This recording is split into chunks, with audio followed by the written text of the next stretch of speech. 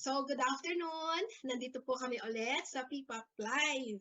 So, hindi man kami live, personally, nandito kami sa Zoom. Usong-uso kayo yan. Yes. So, we are very happy, we are very lucky na meron kami ngayong nakausap na ating special guest na sila Sister Maylie and Brother Roy San Buenaventura. So, pakinggan po natin sila. Magandang hapon po sa inyong lahat at kami natutuwa dahil kami naimbitahan para maging bahagi ng programang ito. Ang pangalan ko ay si Roy San Buenaventura, medyo mahaba yung apelyido. At ito ay pangalan ng isang santo, si San Buenaventura, isang doktor ng church. Kami po ay bahagi ng grupo na tinatawag namin na Kairos Center for Empowerment and Transformation na nagbibigay ng mga panayam tungkol sa kung paano nagpapalago ng buhay pamilya.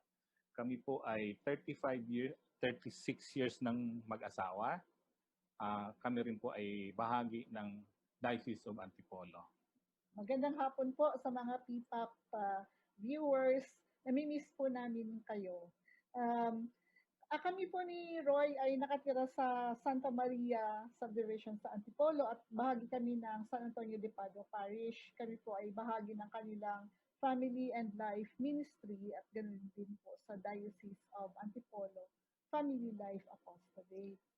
Kami po ay nagsimula sa aming journey sa family life through the marriage encounter. Kaya kung mapapansin po ninyo, meron kaming pagkiling sa mga principles ng dialoguing and expressing our feelings. Thank you. Bukod sa pagiging magulang, kami rin ay bahagi ng Catholic Grandparents Association kasi kami mga lolo at lola na may 3 po kaming apo. Salamat po. Maybe it's best that we read it directly from the text. So it says here, develop the habit of giving importance to the other person. This means appreciating them and recognizing their right to exist, to think as they do, and to be happy. Never downplay what they say or think, even if you need to express your own point of view. Everyone has something to contribute because they have their life experiences. They look at things from a different standpoint and they have their own concerns, abilities, and insights. We ought to be able to acknowledge the other person's truth, the value of his or her deepest concerns, and what it is that they're trying to communicate, however aggressively. We have to put ourselves in their shoes and try to peer into their hearts, to perceive their deepest concerns, and to take them as a point of departure for further dialogue. So, napakaganda. Good, yeah. Ganda yan. Yung nito, ng importance nitong paragraph na to, when it comes to improving the relationship of couples. Ito nga actually sa communication ang isa sa mga parang napakahirap na na makuha na skill. To pay full attention, to give full attention, and to focus on the person we are talking to. We have a term for this. It's called the hospitality of the heart. When we say hospitality, it's like welcoming someone into your home, welcoming someone into your abode, and giving them comfort. In communication, or especially in couple dialogue, it's important to create a safe space. A space where the other person will feel that he will not be judged, and he will always be accepted for who or what he is. No matter ano yung kahirap ang kanyang sasabihin o gaano kasakit ang kanyang sasabihin, the listener must learn how to give that person a feeling that it's okay. You can be as you are. So that's giving full attention to that person. Oo. Parang ang isa pang yung sinasabi nga ni Mali na hospitality of the heart, mayroon pang isang term na ginagamit kami, yung pagkakaroon ng empathy. Yung empathy, yung nilalagay mo yung sarili mo sa katayuan ng iyong kausap. So, yun yung bahagi ng paragraph 138. Yeah. It says there, no? It says there that we must consider that the other person has his own story. He has his own concern. I remember the poem Desiderata, even the deaf and the blind to have their story. So we must give that every person that we speak with the right to be themselves. No matter how difficult it is to listen to them. In fact, yung mga tao na mahirap, yung aggressive, no, aggressive. Actually, yun yung mga tao that really needs more understanding, because they probably have difficulty trying to express how they really feel, what they really want to say. That's why they come out as parang irritable, or galit, ganon. But when I read this book na How to Deal with Difficult People, yung pala bawat isa yan, meron pala talaga siyang pinaghuhugutan ng kanyang attitude. No? Whether bossy yan, o kaya masyadong shy at hindi mo mapasalita. Halimbawa, yung asawa ko, napakahirap itong pasabihin kung ano yung kanyang nararamdaman. Or even his opinions about things. He always hesitates. He's not very spontaneous, no, to say what he feels or what he thinks about things. But I have to give time. No? Yung skill na natutunan ko, to be present, just to be present in silence. To give him time na muni-munihin mo kung ano yung kanyang gustong sabihin. Yeah. Meron akong gustong itanong lang. Ito kaya sa paragraph na ito, is the Pope also referring to other person other than yung spouse lang? O ano? In general, tungkol ito sa pagkakaroon ng relasyon. Kasi yung relasyon naman natin hindi lang sa ating asawa, kasama dito yung relasyon natin sa ating mga anak, sa mga apo, sa ating mga kapatid, sa iba pang mga tao. Kung saan, kailangan nating maipadama yung pagmamahal. Sabi nga sa 136 actually, napakahalaga ng pakikipag-usap yung dialogue para maranasan, maipahayag at mapaunlad ang pagmamahal sa pag-asawahan at sa buhay pamilya. So hindi lang sa pagiging mag-asawa, kundi sa buhay pamilya. Yeah. Yung sinabi ni Pope Francis mismo.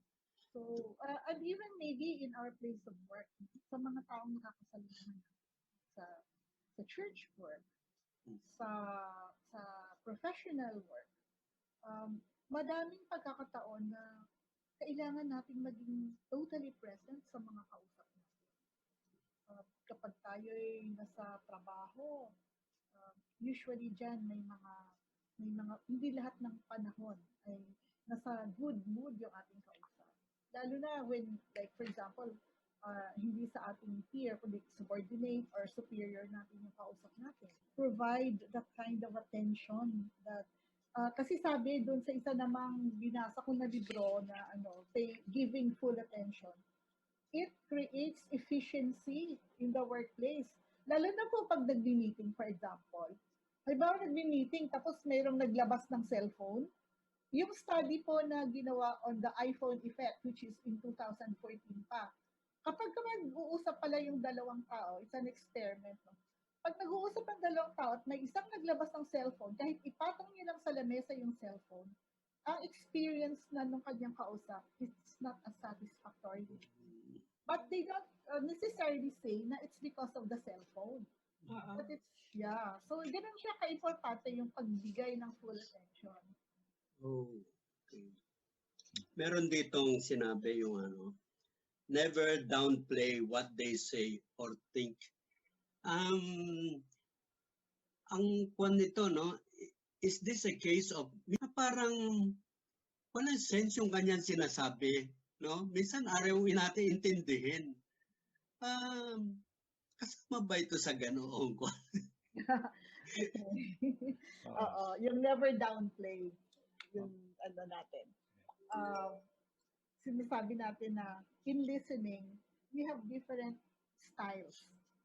In the same way na when talking, people have different styles. When expressing what they want to say. In listening, there are also different styles. And we have what we call noise, an internal noise in receiving the message. So, it happens na isa sa mga internal noises is our prejudice about the person, about where he is coming from, about what he's saying, and how he is saying it. Saka yung prejudice natin sa sarili nating karanasan. Sarili nating natutunan. Oo. At meron tayong sariling mga point of view, di ba? So, when the other person is speaking and it appears, it seems, feels like hindi siya katugma sa ating belief at sa ating mga alam, we have that noise inside us. That tends to reject, tends to make us reject what the person is saying. That's downplaying. That's not paying attention. No? So, doon sa sinasabi na giving full attention, we actually have to forget what we know. Forget what we think. Forget our judgments. No? And even if it pains us, especially kung yung manner of delivery at yung message ay masakit, we even have to accept that pain of dying to ourselves when listening to the other person, just to be able to truly understand and truly give our attention. So, parang dapat selfless ka. Yes. So, ang normally, no, pagka sa labas, mga kaibigan, parang madali natin gawin yun, no? Pero pag sa pamilya, parang bakit kaya ganon? Pag sa pamilya, iba yung ugali mo. Pag nandoon ka sa labas, parang ang bait mo, di ba? Hello? May strike one ba? So, bakit kaya ganon sa tingin mo yung memes? Meron kayong nadaanan na ganon? How do we go about it? Sa loob kasi ng pamilya, andun yung kultura ng may sarili tayong kultura sa loob ng family na kung saan may pag-iisip na parang naging tradisyon na yung mga matatanda ay mas mataas. Yung 'di ba, sinasabi nung una, pag nag-uusap yung matatanda, huwag kang sumabat. So, yung patriarchal culture within the family minsan nadadala natin. At yung mga bata ay dahil may ganun nga na parang hindi sila open o depende sa loob ng pamilya, kapag hindi open yung isang pamilya na magpahayag yung mga bata ay nagkakaroon talaga ng obstacle yung ating mga anak na magpahayag. Actually, yon ang sinasabi kasi naka-focus tayo sa respect rather than compassion. Yan ang hindi natin sinasabing mali yung pagrespeto sa matatanda. Pero sa sobrang pagbibigay ng emphasis sa respeto, nagkakaroon ito ng kaakibat siya ng takot. So yung respect, fear, hindi na siya yung pag-ibig or sabihin natin yung compassion ng mga magulang. Sana yung sa ngayon binabago na ito kahit sa mga parenting natin mode. Inaano na natin na although we have to provide the structure, but we should also provide compassion. Yeah. Yung laging nating uunahin na ipaalala sa mga anak natin na sila ay mahal natin. Sila mas mahalaga kaysa sa anumang bagay na umaling bagay na maaari nilang gawin. Yung pagpapahalaga. Oo, yung pagbibigay ng affection, yan, affirmation sa kanila. Naalala ko tuloy yung anak ko, yung aming bunso ay meron silang anak syempre. At nagkikwento itong anak namin kung paano niya kinakausap yung kanyang anak, yung apo namin. Sabi niya, pag kinakausap niya, kailangan niyang, kung nakatayo yung anak niya, kailangan niyang umupo para yung eye level nila pantay. So pagbibigay ng respeto para at ini-enjoy niya talaga. Kumbaga, ini-encourage niya yung kanyang anak na magsabi kahit na umiiyak o bakit ka umiiyak. Parang yung feelings kailangan niyang i-express para mas maintindihan niya. So, yun yung mga sabi ko, ang ganda nung natutunan ng anak namin kung paano makipag-usap sa aming apo. No, at kung kailangan niyang patayuin sa upuan para pantay sila, para hindi makita hindi ma-feel ng apo namin na mababa siya. Yes. Amen. Amen. So parang pinapakita natin ngayon dito, hindi na yung authority, but yung love. So love is more than authority. Normally kasi pag yung love nandiyan na, it follows na yung respect. Right. Alam nyo, yung last experience ko na nag-alaga ako ng apo ko for 3 weeks. Kasi yung panganay naming anak, she was in a hospital with our auntie. Siya yung nagbabantay. Ako yung nag-alaga sa amin ako. And in those 3 weeks, isa sa mga na-realize ko is that children are really serious about what they are doing. Kahit naglalaro sila online, they are serious about it. I actually asked my apo, kasi I found it objectionable na kapag kinakausap siya ng mga, hindi lang ako, iba pang matatanda, parang hindi niya pinapansin kapag siya ay nasa device. So I asked him, why are you not paying attention to us? Tapos sabi niya, kasi Lola, alam mo, busy ako. Sabi ko, anong kinabibisihan mo? Sabi niya, naglalaro ako. Sabi ko, busy ka dyan sa nilalaro mo? Sabi ko, very important yung paglalaro para sa'yo. Sabi niya, syempre naman, Lola. You know, yung gano'n, no? Sometimes we forget that children, they have their own, world also. Yeah.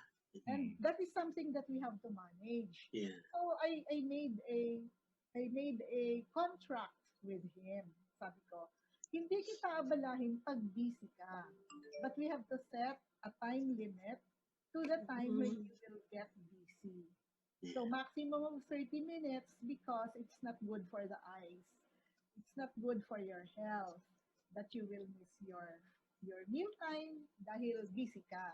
Yeah. So I used his language para naintindihan niya. Yeah. And yun, doon ko naramdaman na he felt respected. He felt respected. Okay, good. Yeah. Meron pa ako isang tanong. Yung yung isang sentence niya na we ought to be able to acknowledge the other person's truth. Ito, especially ito sinasabi niya rito. The value of his or her deepest concerns and what is it that they are trying to communicate. Parang minsan, dun sa topic na pinag-uusapan, sabi ko nga, ang layo ng kanyang sinasabi. So, is there anything that Pope wants to tell us here? Parang giving attention to the other person is really, nga, sabi ko kanina, it's empathy. Ano? Yung bawat isa kasi sa atin, iba-iba yung pinagdaanan, di ba? Ang sabi nga namin, yung bawat isa sa atin, kahit yung mag-asawa, meron tayong tinatawag na inner child. Yung inner child, ito yung mga pinagdaanan natin, the hearts, the pains, and the shame that we had experienced nung bata pa tayo. At dito nanggagaling usually yung katotohanan din natin. And understanding kung saan nanggagaling yung ating kabiyak o yung ating kausap ay napakahalaga para maintindihan kung ano yung gusto niyang sabihin. No? Parang ito, paragraph 138, pero sabi ni Pope Francis doon sa paragraph 109, sabi niya, love rejoices with others. You know? So yung rejoicing with others is actually yung sabi niya dito, no? It is the toxic attitude of the minsan negative tayo dahil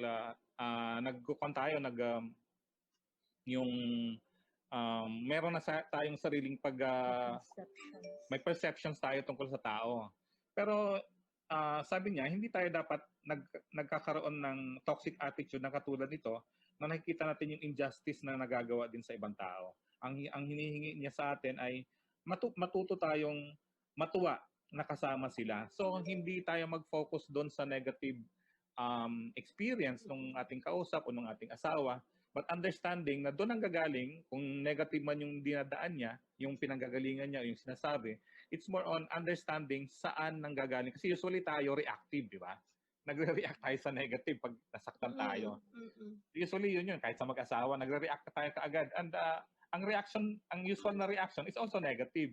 But taking a step backward and knowing where the other person is coming from, yun yung katotohanan na sinasabi dito, no? The deepest concerns na nais ipakita ng ibang tao, yung katotohanan ng ibang tao, ng isang tao na nagsasalita sa atin, na kailangan natin i-acknowledge talaga kung saan nanggagaling din yung kausap natin.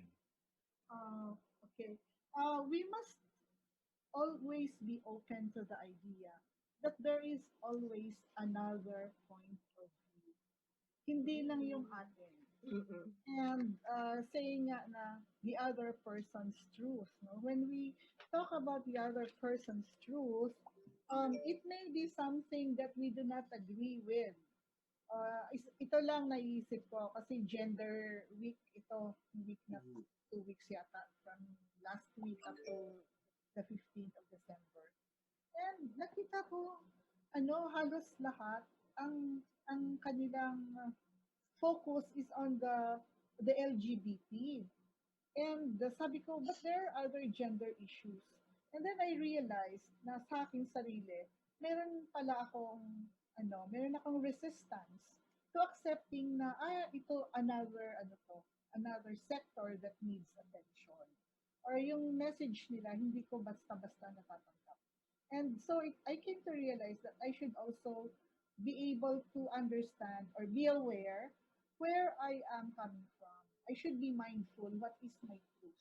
Yeah. In order that I will be able to give room for the other person's truth. This is what probably is the Holy Father is saying.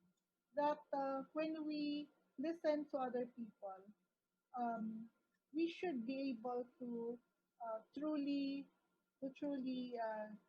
accept, not only say accepting because of compromise, but truly accepting the understanding where their truth is coming from. Especially itong Holy Father natin, he is so open to interreligious dialogue, di ba? He's very open to reaching out to also other faith, ganyan. So, ganun din siguro yung kanyang hinihingi sa atin. Yeah. That we should be giving room for other people's opinions, other people's thoughts, mindset. Yeah. Meron pa ako isang kwan. Yung last sentence niya, na sinabi to take them as a point of departure for further dialogue. Ano ba ang ibig niya sabihin doon? Kasi di ba sabi niya doon, we have to put ourselves in the other shoes. Magkaroon tayo ng empathy. So, kasi di ba, yung usual na sinasabi, ay meron pang ibang message, di ba? We don't just accept what is being said, but we should really understand the underlying concerns.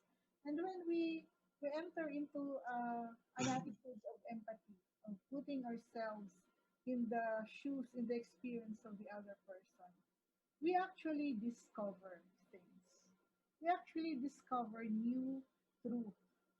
And that is really a springboard for further dialogue. Because there are things that we may want to talk about, but there are things that we cannot talk about outright. Kahit sa dialogue namin mag-asawa, may mga bagay na hindi namin basta-basta mapag-usapan. But when we empathize, I start to understand how this person must feel, how Roy must be feeling about this thing, I discover a new insight. And I know there is something more you have to talk about. Sabi nga kasi ni Pope Francis, sabi niya, we have to try to peer into their hearts and to perceive their deepest concerns and to take them as a point of departure for further dialogue. So parang palagi naming tinuturo din sa dialogue, it is not just the issue that is being discussed. Yung sabi nga dito, peer into their hearts. So it's more on understanding their feelings. Kasi karaniwan, tayo, lalo tayo mga lalaki, minsan hindi tayo sanay na pinag-uusapan o sa karamihan ng lalaki, hindi madalas o hindi tayo komportable na pinag-uusapan yung nating nararamdaman. Pero sinasabi nga, yung damdamin ang siyang nagpapahayag ng tunay na pagkatao ng isang tao. So kung yung issue lang ang napag-uusapan at hindi yung nararamdaman, parang kulang yung pag-uusap. So peering into the heart means understanding how the emotions come into play. Yeah. Meron ba silang minsan parang yung topic namin siguro ayaw niya, kaya or iba yung concern niya, yung sagot niya malayo rin sa kaya is it parang sa ganun ba yan? Iba yung gusto niyang pag-usapan. Hindi kaya siya bingi. Iba talaga. Actually, sabi ni Pope Francis sa paragraph number 136, sabi niya, iba-iba ang pamamaraan ng pagtatanong at maging sa pagsagot sa mga tanong. Pati na ang tono ng kanilang mga boses o kaya yung yung timing at oras para sa pag-uusap. Minsan, di ba, pagod ka, tapos bigla na, o kaya ito madalas, pareho kami nagtatrabaho, may ginagawa, tapos biglang may sasabihin si Mali na parang nakaka-estorbo, pero yun nga, andun yung kailangan, pag mag-react ako, mag-aaway kami.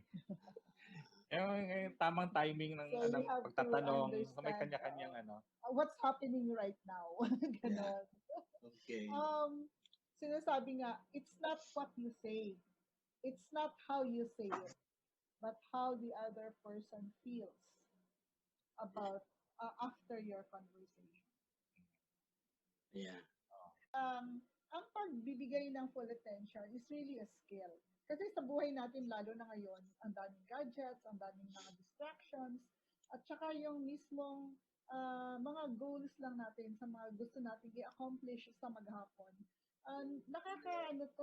Parang napakahirap na i-compromise yung time para ibigay yung full attention sa asawa.